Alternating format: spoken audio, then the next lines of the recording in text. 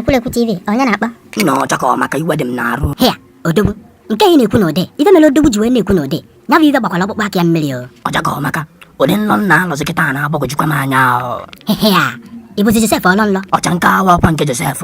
Imagine, anọkwala m onwe m na nlọ na-ejela onwe m ịnụta nwaanyị. Nụtachazikwa nwaanyị nata n'ụlọ, ọ bụna m enwezi ntanta. Hea, ntantakwa. Odobu, kedu nke bụ ntanta?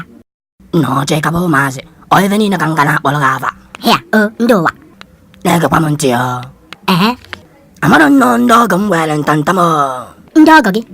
Nna ndị anyere m ntanta m asị na m ga-elesụwa affidavit. Hea, n'ihi asụwa affidavit befe enye gị ntanta gị. Imagine, affidavit na-enu ntanta m. Hea. Nna m etetekwa n'ụla. Eziokwu nna ọcha.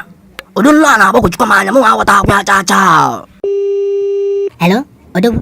Hello, ọkọchukwu phone. Hea, onye nụzi nwaanyị ndị ọ ga-anarị ya ntantị a. O jezi sụwa affidavit bifo ọbịa were ntantị a. Hea, ndị ụwa. Mana asịkwa mkpue, ụmụazị na-akpagharị n'ogbe ka ekwesịrị ịnara ntantaba. Ma okorobịa ma agbọghọbịa dị n'ime ya. Abalị ọwụna vejide flawa dị n'iru be m kwatụchaa. Mpụtazi ụtụtụ ntọni ji osisi na-agbabedo flawa.